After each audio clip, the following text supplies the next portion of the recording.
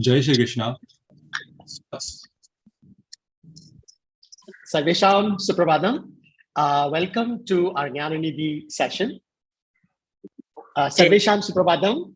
Jai Shri Krishna. Welcome to our Jnana Nidhi session in the month of February. And it's going to be, we hope it's an informative session. And we're going to talk about various aspects of life and Gita today. So we'll start off the program first with a prayer by our Nishant Mahodaya. So Nishant Mahodaya. Jai Shri Krishna, everyone. I'll be reciting a small Krishna shloka to start this wonderful session. Jai Shri Krishna.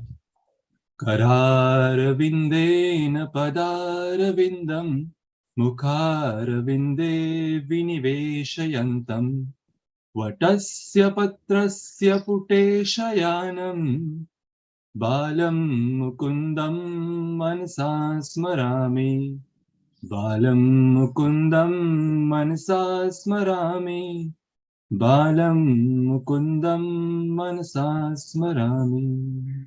Jai Shri Krishna. Dhanyawada, Nishant Mahodaya. So let's give you a little introduction in today's program. It's going to be a brief introduction. Luckily, you're all saved by my sore throat, so I cannot speak too much. So what started off as a journey in the quest of knowing Indian heritage has led me here to a wonderful set of friends and a wonderful set of gurus, including Pravina Bhagini. And today's session, what we're going to talk about is combine Gita and what kind of a guidance do we get from Gita. So what I want to emphasize to all of you is, everybody thinks Bhagavad Gita is what Lord Krishna said to Arjuna in the battlefield. Okay, that's true. But at the same time, what Lord Krishna said to Arjuna is applicable to every one of us, because every one of us has a little bit of Arjuna in us. We are constantly fighting our own battles, be it personal, be it mental, be it physical, be it social. We have our own battles. And so a lot of what Lord Krishna has said in Bhagavad Gita is applicable to many of us at all times. And so we can get a little bit of a glimpse about it today from our Jnana Nidhi session, which has always been informative. In fact, on a lighter note, many years ago, you would have never caught me on the camera with a beard. I don't know what Sanskritam is doing to me. Now I'm, I already like this sadhu. I don't want to give up this beard, even though I grew it for a short film. So a lot of changes are happening, not only mentally, even physically for me, and it's all amazing. I want to quote a small, I'm going to call it a Subhashita. It says, Sarvam Paravasham Dukkha. Okay, I'll explain it here. Sarva Matma Vasham Sukham.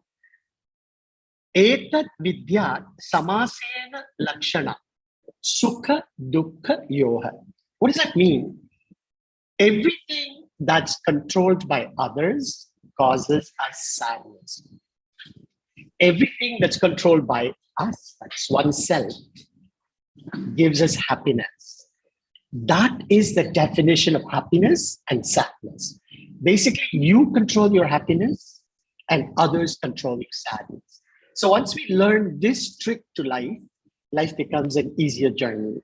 And so today, we're going to see how we can use that Subhashitam along with the guidance provided by Bhagavad Gita, as told to us by our Guru Pravina. And we'll see where it goes. It's a journey, and any little nuggets we get, it's good for us. So before I start, I want to say for 30 seconds about Pravina Bhagini. She has been, I said it before, an accidental friend, an accidental guru a few years ago. And now our lives are intertwined. She's going to be my permanent friend, mentor, guru, all in one. So the journey is immensely exciting. And with her vast knowledge base, I constantly love to hear what she has to say about topics as I explore our heritage and our Sanskritam. So that's all the intro I'm going to give. This is my guru, my mentor, my close friend. So Pravina Bhagini, welcome. And we start. If you'd like to say a few words before we start the actual question and answer and shloka or something. Jai Shri Krishna. Dhanyavadaha Raj Mahodaya. My purpose of wanting a topic like this is because Bhagavad Gita is a storehouse, a repository, it's a treasure trove of a lot of things that we need for our life, not just now, but Adhyatmika Jivanam also, life after this also. We need a lot of things which are based on Bhagavad Gita. And Bhagavan Sri Krishna has given us this repository right before the Kali Yuga can start, because he knows what we need. And just as how a user manual is given before we start using the product, even before we start this life, Bhagavan Krishna has given this great grantha called Bhagavad Gita, which has all the instructions for us to follow. But what happens is we don't even tend to open it till the end of our life. It's like, the product is there. We use the product even without knowing the features of the product. So here is a small attempt to at least say, these can be applied in certain circumstances because Krishna has given it just for our sake. And in life, we keep facing so many situations where we look up for help. And I mean, a lot of help we want. And most of the time, we look at the Western sources. And for me, I'm speaking from my own example, I used to be based in Singapore, where I had to do a lot of globetrotting and do a lot of behavioral skills programs at that point of time. And at least 90% of my quotations were from Western authors. And when I got into Bhagavad Gita, I found like a lot of similar messages and certain messages which went to a much deeper level, which I was not exposed to earlier. And that was like, oh my God, look, we are going only to this step, but here we go beyond it. I'm a certified NLP practitioner, some of you know about it, where, we used to speak about eye language, where you look in a particular direction and you can infer a lot of information. They went to the extent of saying, we can even identify whether a person is saying the truth or the lies at any point of time, right? I was thinking of Natya Shastra, being a dancer from my childhood.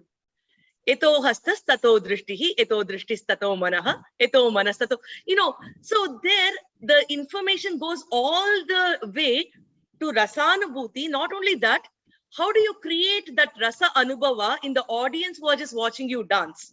It goes to like, several levels of detail and does not just stop with eye language.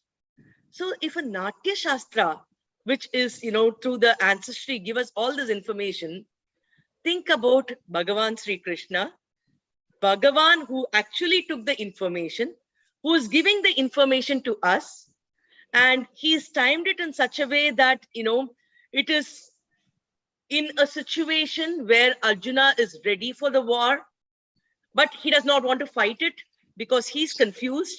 He does not know what is the right decision to make. He wants to give up. His mind is perturbed. Exactly the scenario which we face in our life. We don't know what is the right decision. We don't know how to handle certain situations. A lot of problems come by. We feel like giving up. We feel demotivated. So many things happen. He's timed it for such a beautiful situation. He's also given the Grantha right before the Kali Yuga. So with all this, all we have to do is just dust it up, open it, see what's in it. So this is a very small attempt where we can understand at least the tip of the iceberg of what is there. And to start with, though Bhagavad Gita has multiple dimensions, layers of meaning, let's get started somewhere.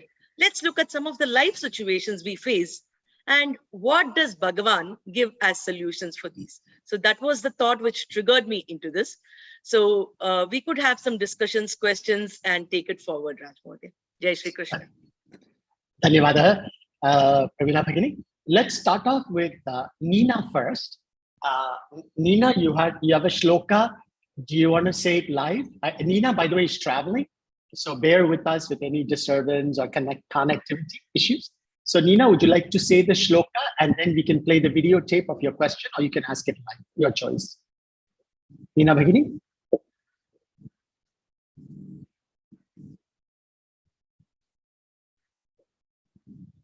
Okay. Okay. So I am not sure. Nina, are you there? I have sent both already. Okay. So let's, Kiran, can we play Nina's shloka first? Thank you, Nina, for being ahead.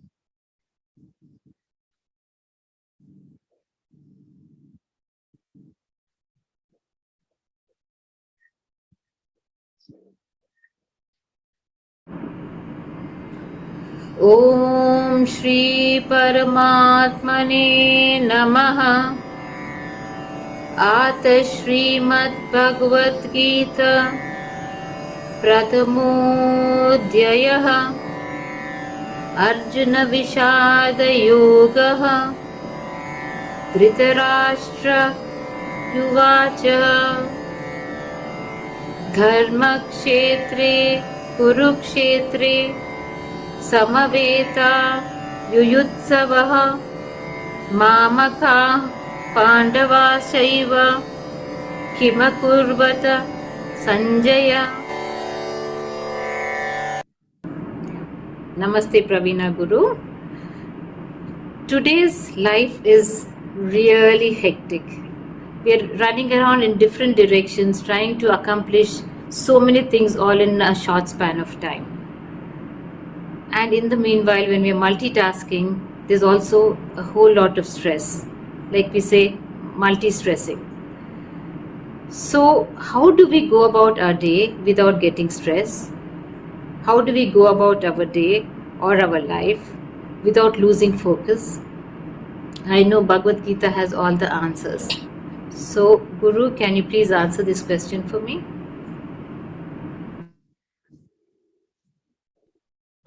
Jai Shri Krishna. Dhanyavadaha, Nina Bhagini. That was wonderful.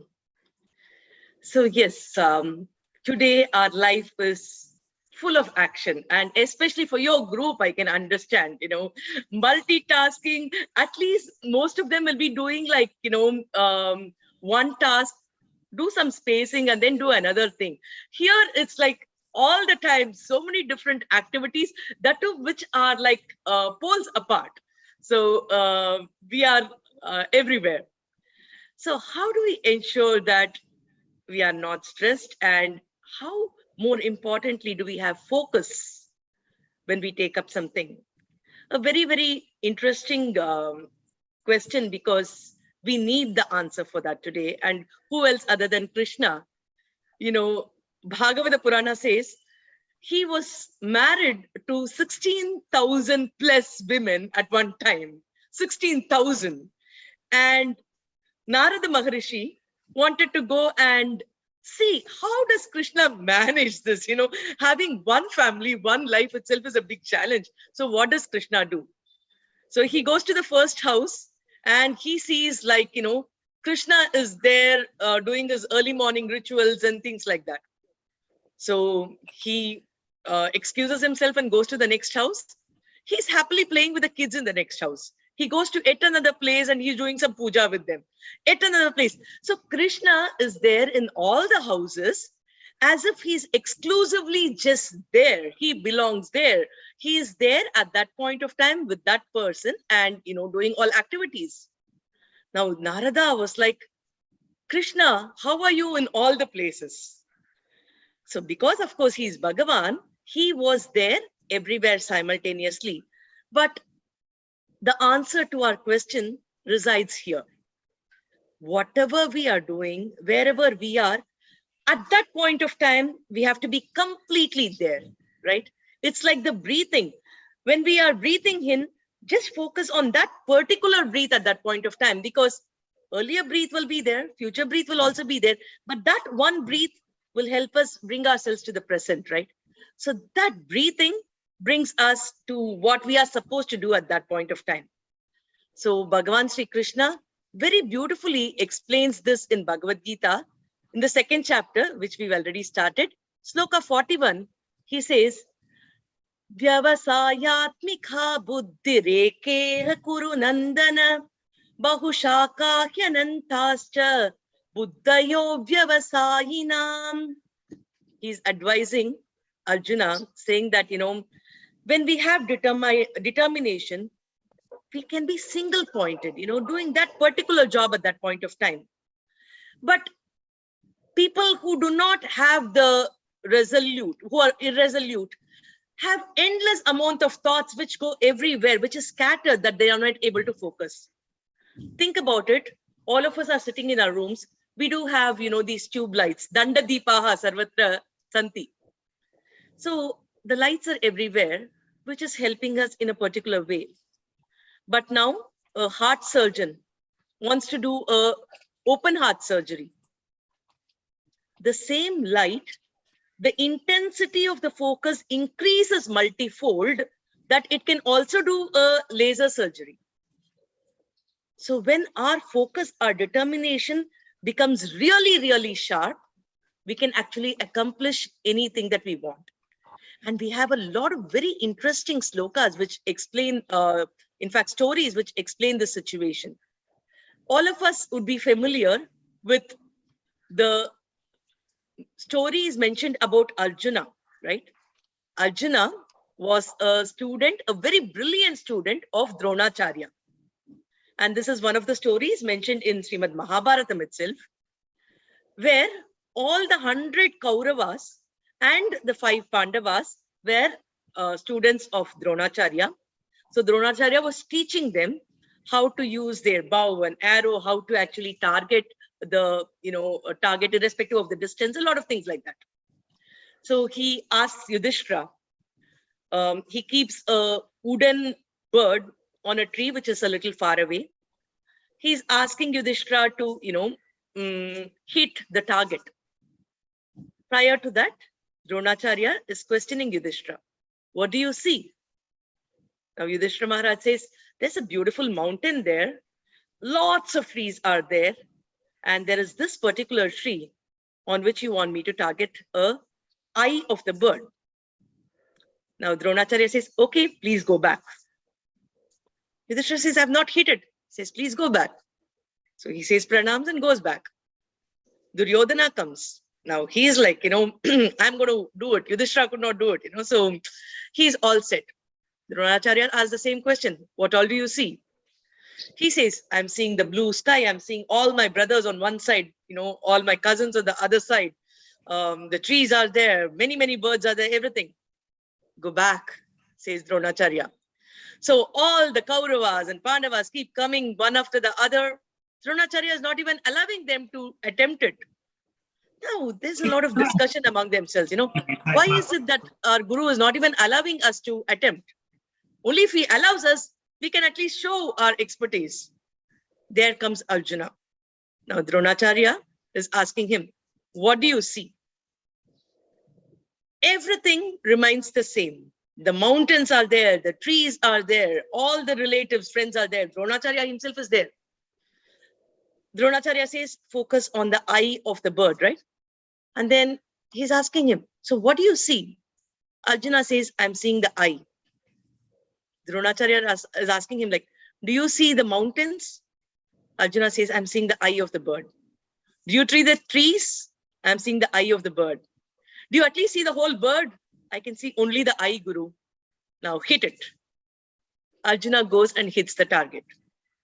Such is the focus of Arjuna that except the target at that point of time, nothing else was visible for him.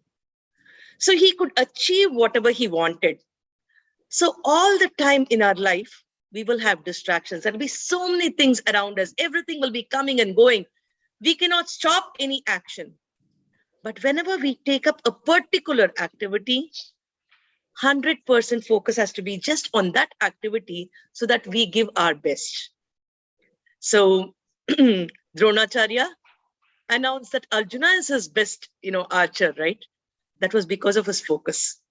So he became a Dhananjaya, he became a Savyasachan. So many accredits he got. And the foundation of all this was because Vyavasayatmika Buddhi. Determined he was, and the focus was so pointed, like the laser light, which can do even a heart surgery. Jai Shri Krishna. Dhanyavadaha, Ravina Bhagini. So let's move to the second. So the format today is I've asked people wherever they want to say a shloka from chapter 1. As a team, we have finished chapter 1 of Bhagavad Gita. We are now working on our way to chapter 2. So I asked anybody to say any shloka from chapter 1. And if you have a question, please feel free to ask. So our next Bhagini who will go on will be Anu Bhagini. Anu Bhagini? Yes, I'm there. Sarvesham Suprabhatam. Today I'm going to recite the shloka number 14 from the first chapter of the Bhagavad Gita. And it's the important shloka because Bhagavan's name is taken for the first time in this shloka.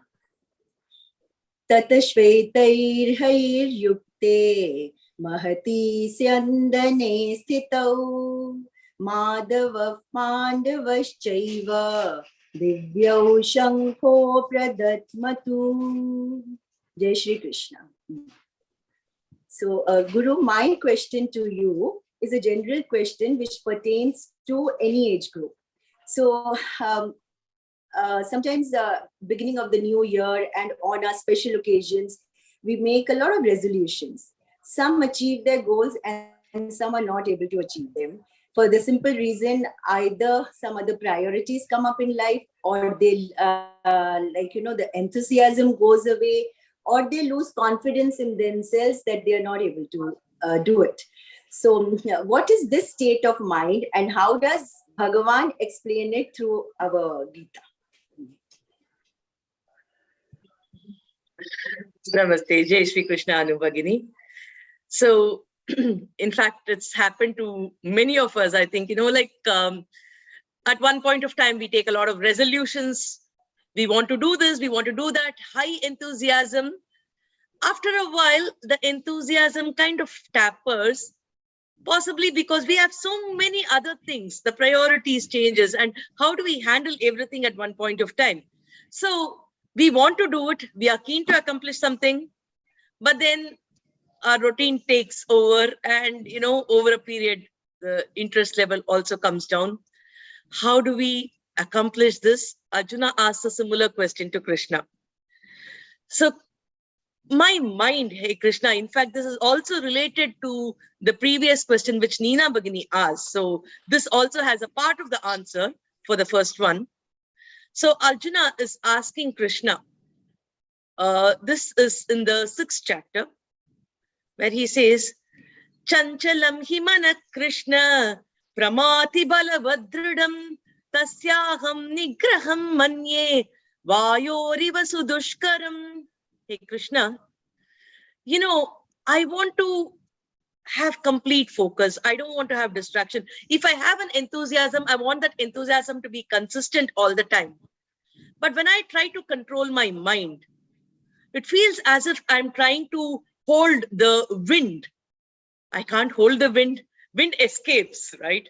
So my mind is like that, which is like, so turbulent. I'm not able to conquer my mind. What do I do? Chanchalam hi mana. My mana is chanchala. It is, always so disturbed. It looks as if somebody out of force is pushing me to do something. Tasyaham nigraham manya. I want to control it, but it feels as if it's like wind. It just goes off. It escapes. What do I do, oh Krishna? Now, beautifully, Krishna knows how to handle. He's the best mentor, right? He does not refute Arjuna. He does not say, no. How can you be so thing? You have to control your mind. No, he does not say anything like that. He says, have no doubts about it. It is a challenge to conquer your mind. So why are you asking me to do it then? If it is difficult, why are you asking me to do? But Krishna is very clear. He does not say that if it's simple, you should do. No. He does not say that. It is complicated, but you better do it. That is Krishna's take all the time. He says, you have the capacity, you can take it, right? So he here says, Shri Bhagavan Uvacha, the very next sloka, 6.35. Asamshayam mahabhaho mano durnigraham chalam abhyasena tu kaunteya vairagyena cha grihyate. Asamshayam mahabhaho, have no doubts. Mano durnigraham chalam. It is very difficult to control your mind, but you can control it. It's not impossible. It's just difficult, says Krishna. What you have to do? Two things. A, abhyasa. V, vairagya. With abhyasa and vairagya, you can conquer your mind, says Krishna. Now, beautifully here, he addresses Krishna, Krishna addresses Arjuna as Kaunteya. Kaunteya means Kunti's putra. Kunti is Arjuna's mother, who has gone through a lot in life. She lost her husband very early, and she has to bring up these 5 children against all the 100 Kauravas who were ready to destroy them many, many times over. So she had faced a lot and needed to have that vairagya in order to, help these children. So Krishna says, you don't have to search anywhere outside. Your own mother is the epitome of that vairagya. So instead of explaining it in so many words, what does Krishna do? Kaunteya, the beauty of Sanskritam, right? He Kunti's putra. The moment Kaunteya is brought, your mother is your example. She's got all the vairagya and you are born from her. So by nature, you should have that vairagya. Just ensure that you remember it. Just follow that. Kaunteya. And he also uses the word, a very, very beautiful adjective to address Arjuna. Bhagavan Krishna says, you have been working out a lot physically, right? So Krishna addresses Arjuna as Mahabaho, the one who has, very good, he's built up his muscles. So his muscle power is now patted on the back by Krishna. He says, hey, Mahabaho, you have wonderful arms. And that can't be developed overnight. How does one develop his arms? Nishant Somani is here. He'll be a better person to explain this. Go to the gym, do workup, do sit-ups, do whatever it takes. And over a period of time, you develop your muscles, you develop your six-pack.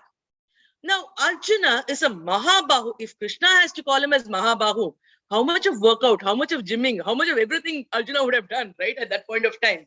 So he's got his six-pack and muscles. So Krishna says, you know what it takes. It takes efforts, it takes practice, it takes determination. And you have all what it takes. And to explain all what I've told now, Krishna uses the word Mahabahu. You are a Mahabahu. You have all that experience, which I can see in your arms. And you are Kaunteya, you're Kunti's putra, you have Vairagya. Just these 2 things are sufficient.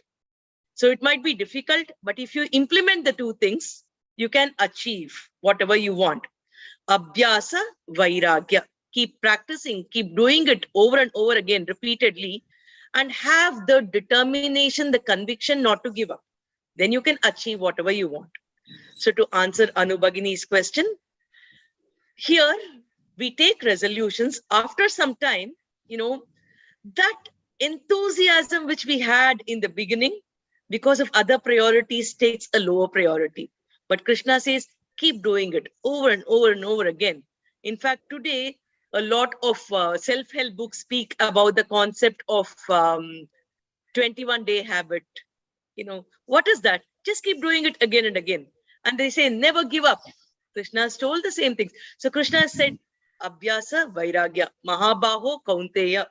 And if we practice these 2, we can achieve whatever we need. And the same thing for Neena Bhagini's question also. Like, how do we ensure that we achieve what we want to achieve? How can we be stress-free? How can we be focused? vairagya, abhyasa. By practice, we can always get to what we want to get. And there are very interesting questions for this also. Because I've been speaking about Arjuna, I would like to tell a story relating to this. Interested? Yes, yes. Okay. So, I was telling that Arjuna has these beautiful names, right? Just now Krishna addressed him as Mahabahu. Earlier I said he's a Dhananjaya, he's a Savyasachin and all that.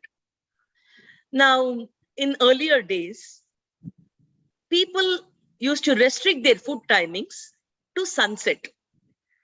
Because after that, everywhere it will be dark. So they can't eat food, nothing will be visible. So they won't eat it. One day, after sunset, Arjuna is hearing as if somebody is gulping in food, he's hearing all those sounds. He's wondering, who's eating? It's well past sunset and who's eating? So he walks towards the direction of the sound and he realizes that it is Bhima, his brother, who is, eating food. Arjuna goes there and he's like, what are you doing? It's past sunset. How can you eat at this point of time? And Bhima is like, I was hungry, so I ate. Arjuna asked him, isn't it too dark for you to eat at this point of time? Bhima says, it's my hand and my mouth. Why do I need light? My hand is going to put food inside my mouth. Why do I need light? Now, this made a big impact in Arjuna's mind. My hand, my mouth, why do I need light? My hand, my mouth, why do I need light? So he keeps internalizing this thought. He translates it to his interest, where he thinks, it is my hand, my bow, why do I need light? It's my hand, my bow, why should I have a difference between right hand or left hand? So what Arjuna does, abhyasa and vairagya, day in and day out, he starts practicing archery. Irrespective of whether it is dusk or dawn, he practices. Whether there is sunlight or no light, he practices. Using his left hand and right hand, he practices. So eventually what happens, he is able to use his bow and arrow in both the hands. He becomes ambidextrous. Irrespective of whether it is day or night, he's able to use his bana. And all this we can see when he wanted to get married to Draupadi, he saw the reflection and he could hit the target. During the war, just by listening to the sound, he could hit the target. All these were very useful skills that he had developed. So because he was ambidextrous, he was called a Savyasachi. Savyasachi in Sanskrit means ambidextrous. So because of abhyasa and vairagya, he had actually accomplished these things. So Arjuna knew these things. Krishna reminded him saying that you are Kaunteya, you are Mahabaho. So just with consistency, determination, and practice, you can achieve whatever you want. Jai Shri Krishna. Dhanyavada, Pravina Bhagini. So actually that gives us hope. With Abhyasa and Vairagya, hopefully I'll pass Ovida and the rest of you also will pass your exams. Hey, that's your incentive.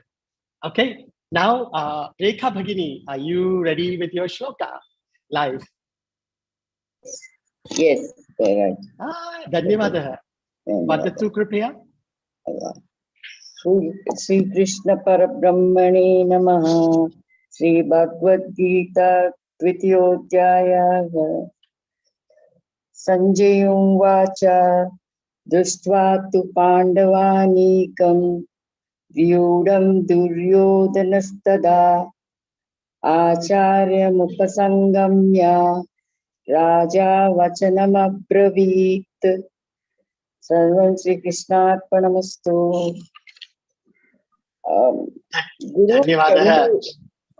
Guru, can you explain this sloka, because Duryodhana is coming forward to Dronacharya. So I just want to know what is his idea?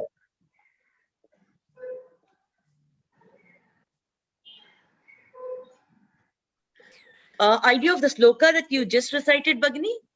Yes, yes. Like, why is Duryodhana like, so surprised with the Pandava's army. That's what Okay. I thought means. Okay. So, Drishtva tu Pandavanikam Vyudo Duryodhanastata Acharyam Upasangamya Raja Vachanam Abreet. So, he is asking these questions to his Acharya, his Guru, right? Yeah.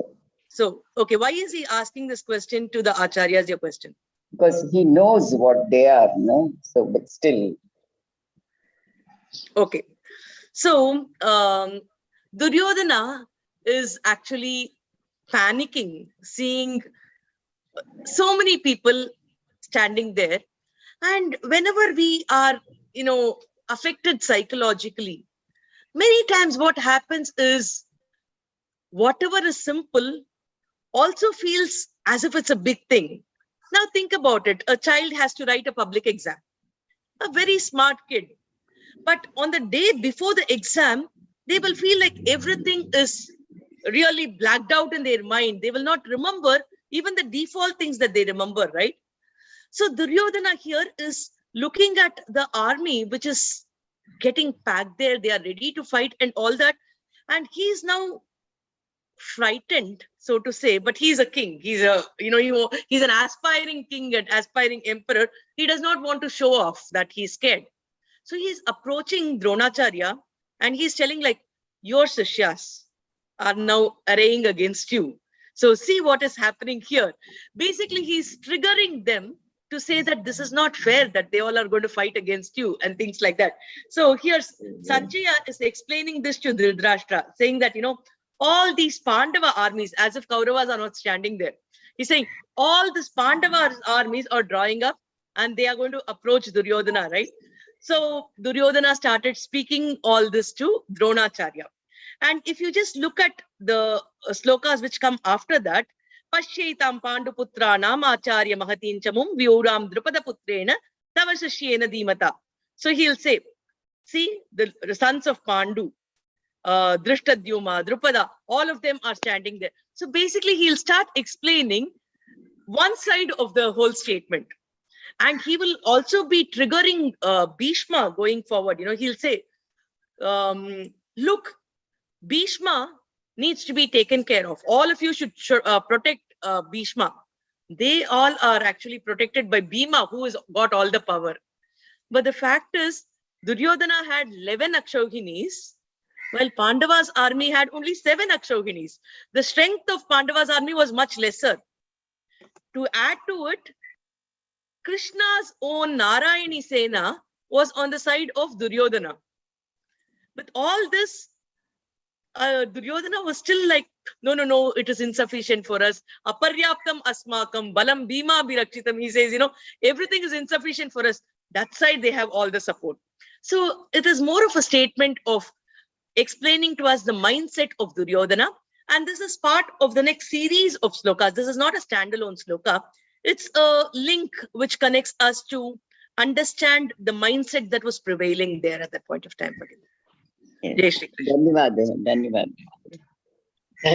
Thank you, Rekha Bhagini, for the shloka and the question. So, Kiran Mahodaya, can we play Sujata Mundra's shloka, please? Namaskaram. Bhagavad Gita, Prathamodhyay, Tritiya Shloka. Pashyetam Panduputranam Acharya Mahatim Chamum Vyudham Drupada Putrena Tava Shishyena Dhimata. Thank you. Thank you, Sujata Bhagini. Sujata Bhagini, if you're online, would you like to ask your question? Okay. Namaskaram, Guru. My question is, things don't always happen the way we desire. So what is the lesson from Gita or advice from Gita which you can share? Wow. Okay. Things don't happen as we desire. So a lot of things on this account has been told by Krishna. A lot actually has been told. First of all, even before we go to understanding whether we can expect things to happen as per our desire, how does Krishna look at desire? That itself is a fundamental question, right? Does Krishna approve of the concept of desires? How does he look at that? Only after that we can answer whether, what if we do not get what we desire and things like that. So I will go into both. This answer will be slightly elaborate, but it is very important for us to understand this. Now, desire. Krishna says, having a desire is like, we want to accomplish that, our thoughts go towards that. But according to Krishna, it is not because of the desire that we should be motivated to do a particular task. We have to be motivated because we have to do that. It is not because that we wish to do that. Both are two different things, right? Because sometimes we might have to do certain things. We may not like doing it. So in that case, what do? Forcefully doing something will not give us the result that we want. A very interesting story is told on these lines. There are 3 people in different parts of a street who are carving an idol. So this idol, they all are carpenters, basically. The stapatis, I would say. They are carving different idols. A man is walking down the street. So he looks at the first person. The first person's body language is like, sulking. It's so hot. It's, summer afternoon time. And he's like so annoyed. He just wants to get done with whatever is on hand. Now this passerby stops there. He inquires to the stapati, what are you doing? As it is, this guy is so annoyed. So he looks at him. Can't you see what I'm doing? It is summertime. It's hot. Noon. The sun is burning me alive. And this has to be done by me right now. Otherwise, I'm not going to have my meal. I earn my everyday living. He's a daily wage. So only if I do this, I can earn my living. Only if I earn, I can eat. So I'm doing as fate has put me in, that's my job. And why are you coming and bothering me when I'm doing all this work? He's like very rude to answer the passerby. So the passerby is like, okay, let me just go. And then he moves on, goes to the next person. So he stops there and he's asking, can I know what you're doing? So he's a little paranoid to even ask that question, but out of curiosity, he's just asking that question. So this person says that, my father, his father, everybody had been stapatis. So this is the only job that I know to do. I have a family to take care. This is my duty. I'm doing what I'm supposed to do. So he does his work. And I'm creating, a structure out of the stones that's available here. So I'm doing my job. So the passerby says, okay. And then he moves on. Now he goes to the final person. He now gained a little bit of courage because the middle person answered decently. So he's going on to the third person who's now doing a beautiful sculpture. He stands there. And this sculpture seems to be like smiling, relishing his life, enjoying himself. So the passerby stands there and he's asking him like, what are you doing? And now he says, I am bringing out the divinity which is hidden inside this rock. He's like, wow, this sounds very interesting. So can you explain it a little more? He says, look, the Devi is inside. The rock is hiding the Devi. I'm going to remove all the parts which is not Devi. So his focus is completely on the Devi. So he says, this has to be the best ever Devi who's like Pratyaksham. You should be able to see her when you actually come to worship her. So look at these carvings that I've done. Isn't it very smooth? All these pebbles have made it so identical so that it can be a wonderful alankara to the Devi. Look at the features. Does her eyes not look as if she's seeing us directly? You know, he goes on to explain the smoothness, the finish, the perfection with which he's dedicating himself to performing his role. Now the passerby is so happy and he thinks 3 people are doing identical job. You know, the weather is the same, the situation is the same, but the mindset is different. So the outcome, of course, is going to be different, right? So depending on what kind of efforts we put in, our outcome will definitely be different. So we can face so many situations in life because of which, you know, a lot of impact can be there on us. But what we give back, you know, the kind of quality which we want to incorporate, you know, in this case, this Vigraha was created by this person, which would become the main deity of a temple, right? That was the kind of quality he tried to bring in. In real life, if we just think of the Kailasha temple, is it not the same? From a huge mountain, the rocks were taken off to reveal the temple that was there. Kailasha temple even today is like a man-made miracle. For 4 or 5 generations, people have really worked on it with consistency, with enthusiasm, bringing out or revealing the temple that was there. Isn't that? How many of you visited the Kailasha temple? I've seen it more on pictures, but I was amazed seeing that.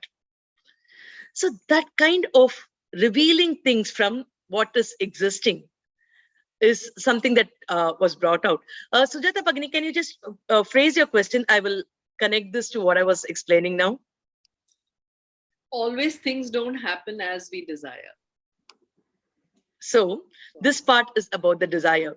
So our desire should not be about what I can do, what I can accomplish, what difference can it make for me.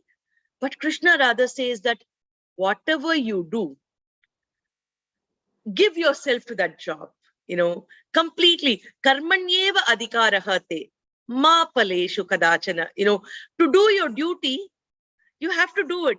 Not because you are desirous of doing your duty. It is not because of the pala that you can expect from your duty. You just do. And in the process, you enjoy whatever you are doing. You do not have the rights for the fruits of what happens. It's like, you know, a child can study very well, do the exam very well. But if the child keeps the target as, I want to be the university topper or the school topper, it is not only the child's desire which is going to play an impact in it, right? How the other children perform. How is her supervisor going to correct it? How are all the other situations at that point of time going to be conducive or not? All these make a difference. So our desire can make us counterproductive if we are not able to achieve it. So Krishna says, do your duty to the best of your ability. Don't even worry about the results. Think about it. A sapling is kept, a tree starts growing. After some time, the tree is growing very well. At the same time, a bamboo was placed. Now, a bamboo does not grow initially. You know, for 6 months, 1 year, a few years, the bamboo does not grow. All of a sudden, it grows very, very tall.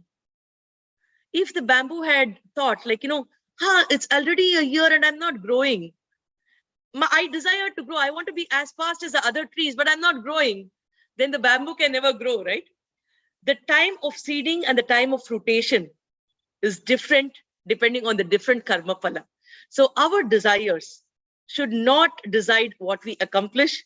Krishna says, Sukhe dukkhe samam kritva labha labha jaya jaya. Sukha or dukkha, look at it the same way. Labha or nashta, look at it the same way. The tranquility with which you should look at things has to be very, very clear. I'll just finish it with one more sloka. There are many, many slokas which Krishna has told in this regard, you know.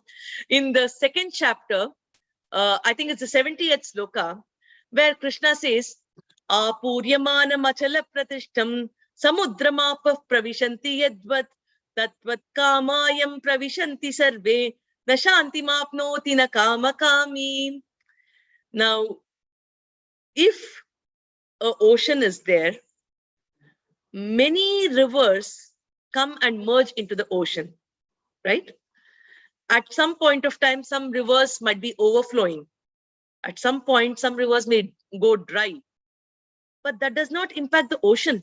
The ocean does not overflow. The ocean does not dry up because of the input from the rivers.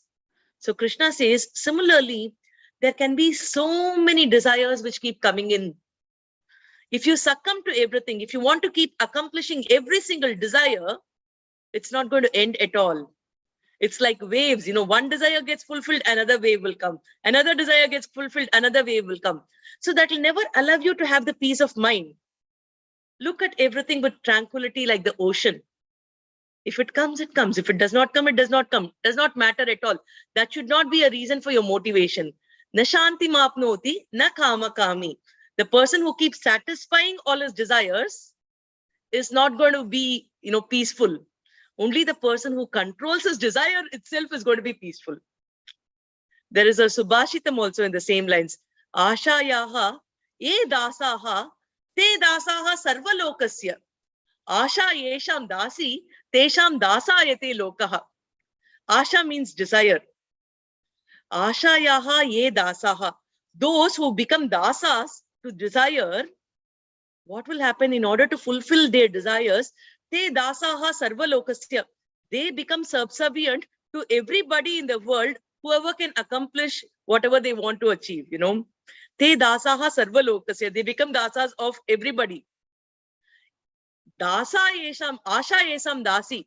If the desire becomes the slave of a person, which means that if a person has desire under the person's control, tesham dasayate lokaha. The world itself becomes subservient to that person. They look at that person, they look up to that person. So, Jai Shri Krishna. Dhanyavada, Guru. So Dhanyavada, Pravina Bhagini. we all Dhanyavada, Sujata Can I- Bhagini also. Can I Yes, just please. say? So we should all become like the ocean, na, Guru. Exactly. So, equanimity, irrespective of what happens around us, we should aspire for that, no? True. Correct, Sujata Bhagini. Thank you. So, Kiran Mahodaya, can we play the shloka of Kala Bhagini? We're going to take a little break with some shloka. I call Kala Bhagini our Vargasya Kokilam. So she is the Kokilam of our class, and enjoy our Vargasya Kokilam for the next few minutes. ॐ पार्थाय प्रतिबोधितां भगवता नारायणेन स्वयं व्यासेन ग्रथितां पुराणमुनिना मध्ये महाभारतम् अद्वैतामृतवर्षिणीं भगवतीम् अष्टादशाध्यायिनीम् अम्ब त्वाम् अनुसन्ततामि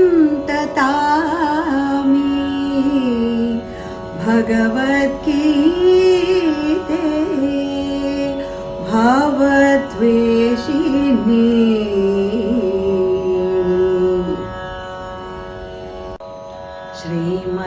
श्रीमन्नारायण श्रीमन्नारायण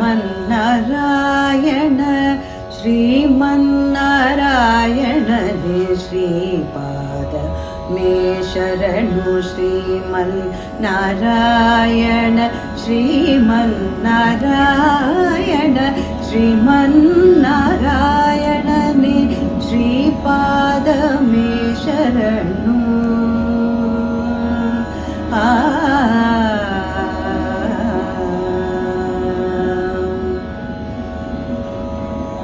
कमलासती मुख कमल कमलहित कमला सती मुख कमल कमलहित कमल प्रिया कमले क्षणा कमलासनहित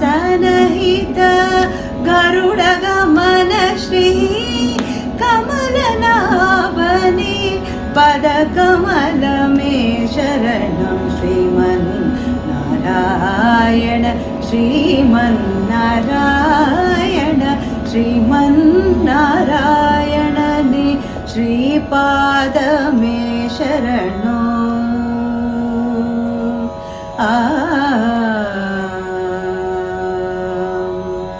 परमयोगी जन भगतेय श्री परम पुरुष परात्परा परमयोगी जन भगतेय श्री परम पुरुष परात्परा परमात्मा परमाणु रूप श्री तिरुवेंकटगिरिदेवा परमात्मा परमाणु रूप श्री तिरुवेंकटगिरिदेवा शरणु श्रीमन्नारायण श्रीमन्नारायण श्रीमन्नारायण ने श्रीपाद मे शरणु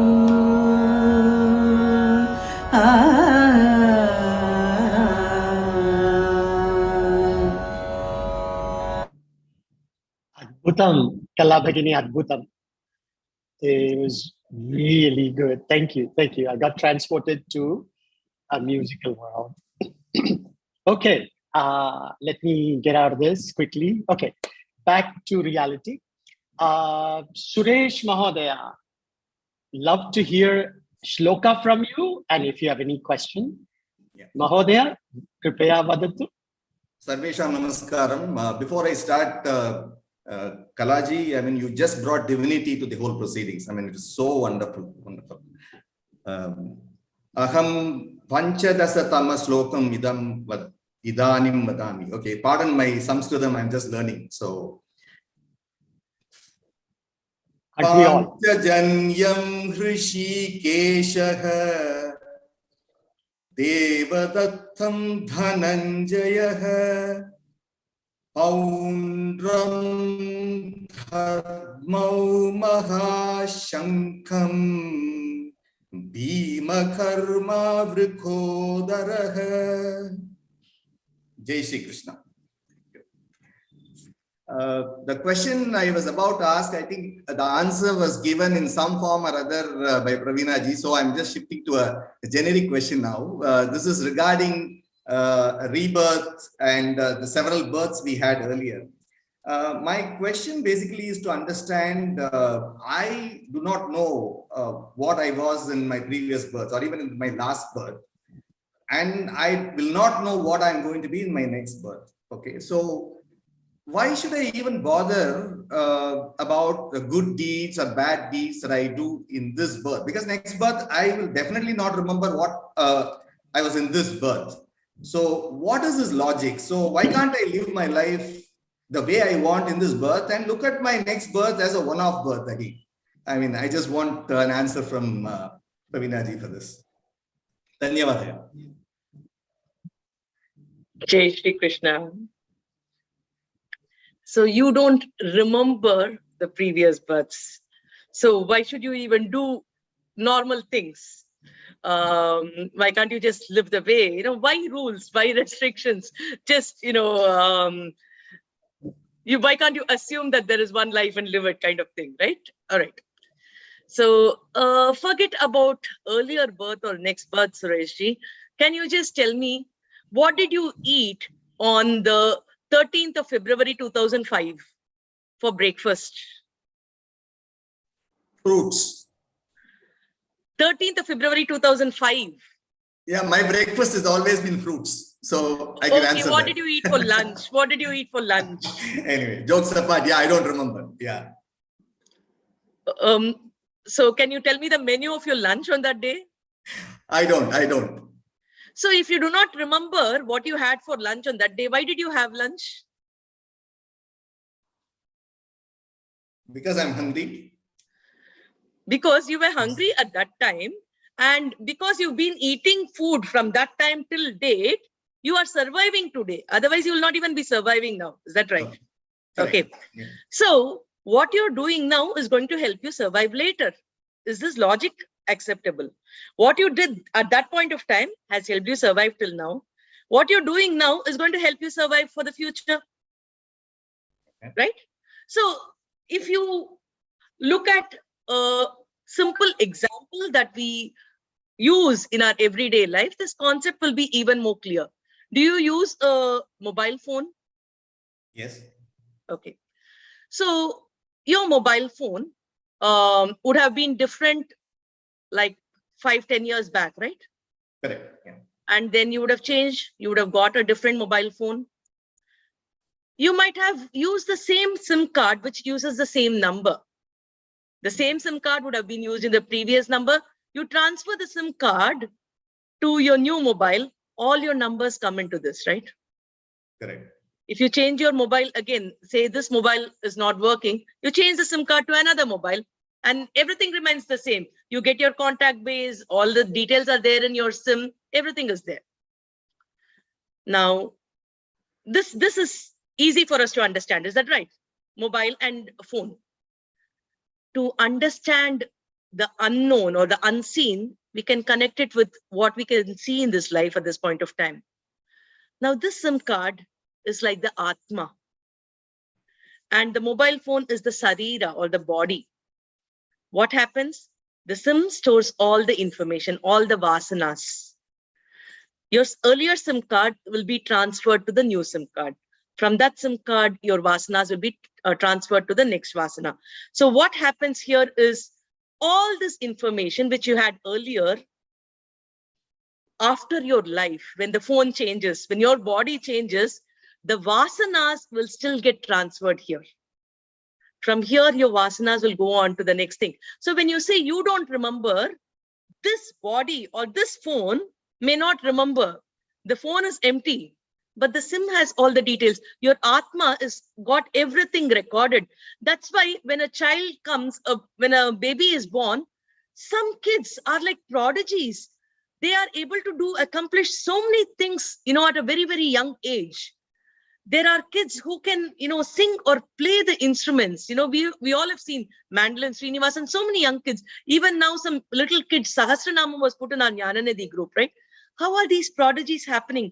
All the vasanas, it's all stored in the SIM card that, you just clean it up and everything comes up.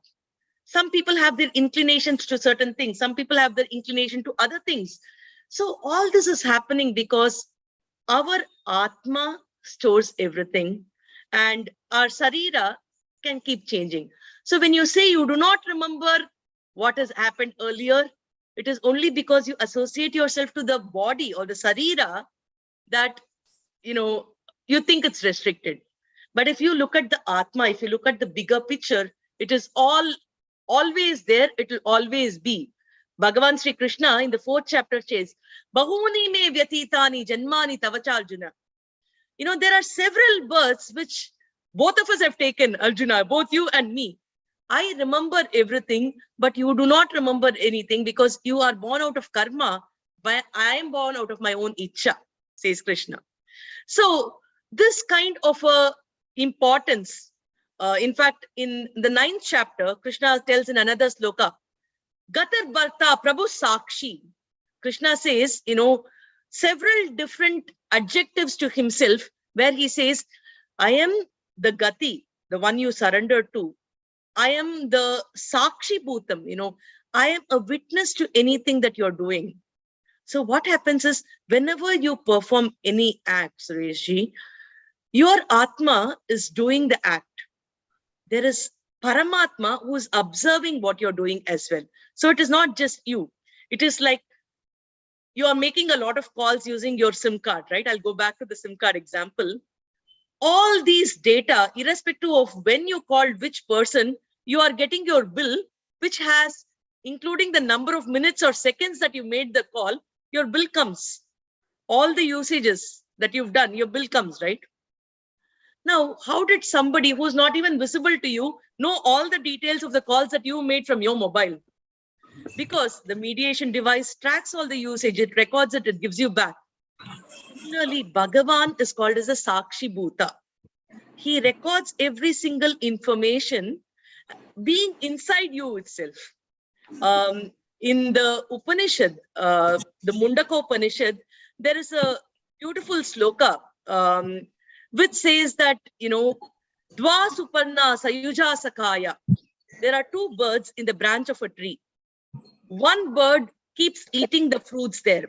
It tastes the fruit. Hey, this fruit is bitter. It throws it off. It tastes another fruit. It says it's nice. It eats it. There is another bird which is observing the bird which is eating the fruit. So the bird which is tasting the fruit and throwing it out is the Atma, the Jivatma. The other bird is the Paramatma who is just observing the bird which is eating the fruit. So both these are inside you. So it is not just you. It is not just SIM, possibly a dual SIM where one SIM is active and the other SIM is observing, So that kind of a situation is where we are in. So we cannot say we do not remember what is happening. If we go to that extent of contemplation, meditation, we might get that, Shakti, which some of our earlier seers have got. They've also revealed a lot of things, not just about themselves, about situations. How did Valmiki Maharishi write the entire Ramayana?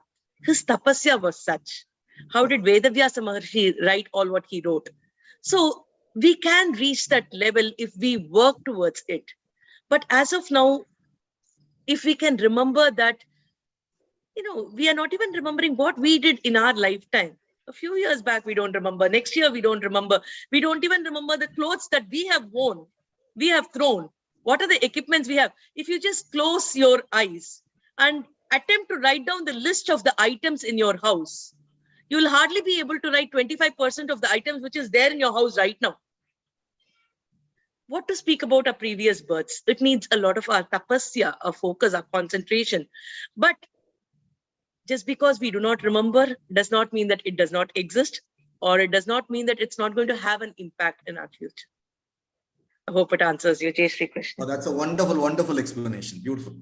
Beautiful explanation, Guru. Very nice. Thank you. I thought that was a brilliant question and Very meaningful. a brilliant answer. So our last organized shloka and question possibly is going to come from Lakshmi if she wants to, because in the interest of time, I'm going to do that with Lakshmi. Lakshmi, are you ready to say a shloka? Yes, Raj, I'm ready. Okay. And if you have a question too, feel free to ask. Otherwise, we'll finish the organized program with you. Yeah, I have a shloka as well as a question. Please. Okay. Sarvesham Suprabhatam. Aham idanim mama nama Lakshmi. Aham idanim Bhagavad Gita Pradhamadhyaya Dasma Shloka Vadami. Aparyaptam tadasmakam balam bhishma bhirakshitam paryaptam tvidametesham balam bhima bhirakshitam. Dhanyavadaha. Now, Guru, I have a question for you. The question is, life has many problems. They keep on coming, never ending. Before I solve one, I get two more. Should I just give up, or what do I do? Is there any answer that Lord Krishna had given, or any advice through Bhagavad Gita? Dhanyavadaha, Lakshmi Bhagini. Dhanyavadaha. Same situation of Arjuna, right? Arjuna is now in the battlefield. He's ready to fight the war. But then after seeing all his relatives, friends, acharyas, much younger to him, people who he had considered as his children, everybody is standing there. And now Arjuna feels that I have to kill them in order to get this empire. I would rather go begging. He says, I cannot even think about standing in front of my guru, leave alone fighting him. You know, when my guru comes, I will not sit. I will worship him. I'll fall at his feet. And now Krishna wants me to fight my own guru. That's not done. So his mind is now filled with so many complications, so many problematic situations. He says that my Gandhiba, which is greater to me than my own life, is just falling off. Imagine a person in Indian army who is ready to fight enemies says that his weapon is just falling off from his hand. Or a person who is going to take off the flight says that the flight is not under his control. What will we feel? We'll not feel secure, right? Now this entire army is dependent on Arjuna, and Arjuna is saying, my Gandhiba is not even staying in my hand. I'm feeling feverish. You know, he's used the same words, Jwara. So I can't fight. I'm not, you know, I'm sweating profusely. My mind is confused. I'm not able to focus. We were speaking of Sabyasachi, right? Arjuna, who had complete focus, even as a student. Now he's a well-versed warrior. He's saying like, I'm not able to focus. Chaotic situation, problems after problems. He tells Krishna, let me just go away. Let me take sannyasa. I don't want to fight this war. I don't want this Rajya. I can live my life just by, you know, even begging for food. He's, you know, one of the Pandavas who's a prince. And once Yudhishthira becomes an emperor, he'll be a king. He says, I will go begging for food. I don't even want the kingdom. I don't want anything. I'll give up, run away. Our situation is not different, right, Lakshmi Bhagini? So what does Krishna say for it? He's expecting Krishna to, you know, speak some soothing words. But what does our Krishna say here? He says, so Bhagavan says in the second chapter, second and third sloka, Shri Bhagavan Uvacha Kutastva Kashmalamidham Vishame Samupastitam Anaryajushtamasvarkyam Akirtikaram Arjuna Klaibyam Masmagamaf Partha Naitatvayupapadyate Shudram Hridaya Daurbhalyam Tyaktvo Tishta Parantapa. Running away from problems? Krishna says, you just can't do that, you know, because running away is disgraceful. It is not done by a noble person like you, says Bhagavan. Anaryam, Arya means noble. So this does not befit you, O Arjuna. This is Anaryam, Aswargyam, not only in this world, even in Swarga, you're not going to get a good name because of this. It is a disgraceful act, says Krishna. And that too, at what time do you want to quit? At a critical moment when everybody is ready for a war. This is not done. When you're faced with problems, go head on. You know, you're not going to run back or turn back. Klaibyam mas magama partha. He says, from where did you get this kind of, you know, unmanliness? It is weak-hearted. You are a parantapa, you know, you have fought against a lot of enemies earlier. You know how to handle these situations. So forget this weak-heartedness, forget this poisonous thought which has come to you from somewhere. Go fight, you know, that is your duty. Don't give up on your duty, says Krishna. Now, Swami Vivekananda applied this beautifully in his life when he was faced with a situation. He was walking in a small street, and at that point of time, you know, typically when we are walking in a road, think about it. If a few dogs chase us, we'll be like, oh my God, dog is chasing. Especially near my house, if I walk early in the morning, there are a lot of dogs which will bark, the stray dogs which come around us and make us feel a little nervous to walk. Now, Swami Vivekananda is walking in the street. It is a little dark at that point of time. The road is kind of silent. Not many people are there. This is near the Saranath temple near Varanasi. He's mentioned this in his complete works of Swami Vivekananda. In the compilation, it's there. So when he is walking there, it's not a dog, but a monkey starts following him. So Swami Vivekananda starts walking. The monkey follows him. Soon, a few other monkeys join. Swami Vivekananda starts walking faster. And very soon he realizes that there are many monkeys which are surrounding him. Some are jumping on him. Some are trying to pull things from his hand. They are everywhere. And Swami is like attempting to walk much faster, run away from them. And he does not know what to do. He's literally panting, like in this situation, what do we do when like a lot of monkeys are chasing us? At that point of time, he's hearing a Ashariri Vakya. A sariri, without a form, just the audio, he's hearing a voice which says, Sankatebhyo Madhava. Sankatebhyo Madhava. When you're forced in sankata, in problems, Madhava, don't run away. Don't run away from problems. He hears this.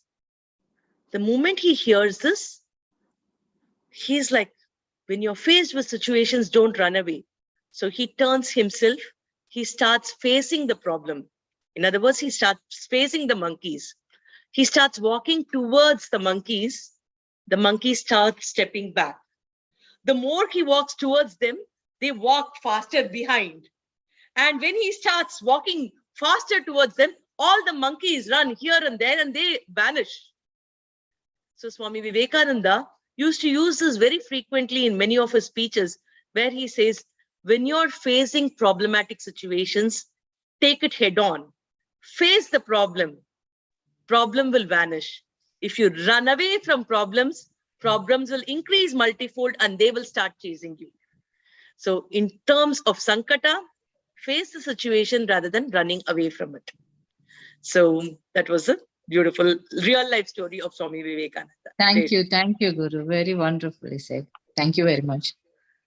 Lakshmi Bhagini, thank you for the question. And Pravina Bhagini, thanks for a wonderful answer. Face the problem. And the two key takeaways for me today is Abhyasa and Vairagya. I've got to remember that. Very, very good two takeaways. In the interest of time, I'm going to close the organized part of the program.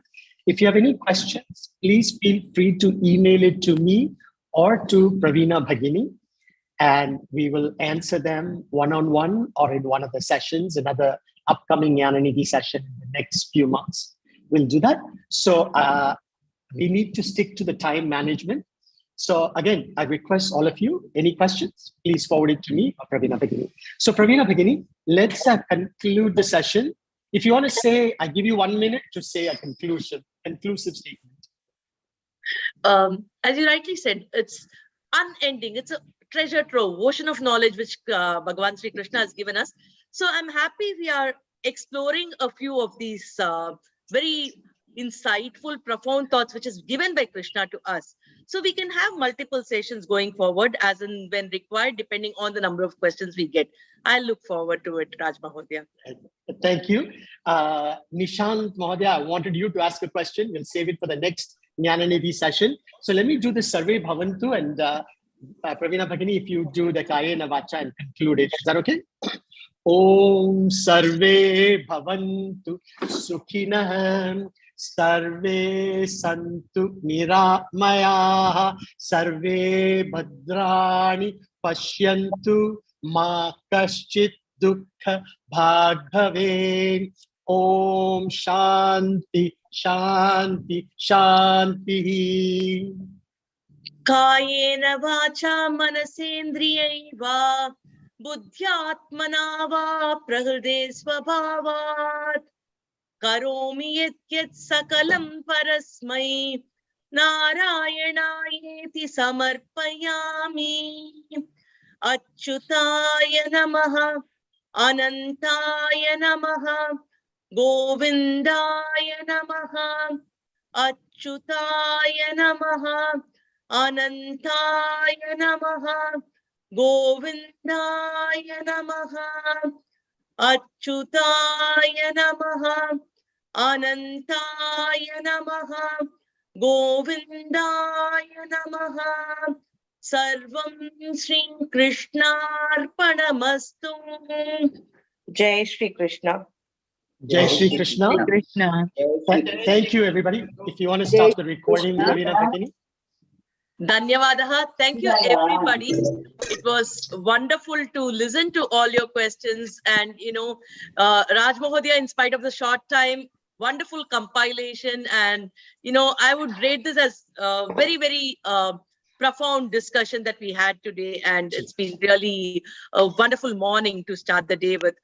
Thank you, everybody who recited a sloka, asked the question, who came here, joined us for this beautiful morning. We'll have more of this going forward. Dhanyavadaha. On dot, we are closing Very at well, 10. very well done, Raj. Dhanyavadaha, Guru, and fantastic, Raj. Thank you so Thank much. you, Raj. Thank you. Raj, Raj Mahodaya, fantastic. Dhanyavadaha. Thank you.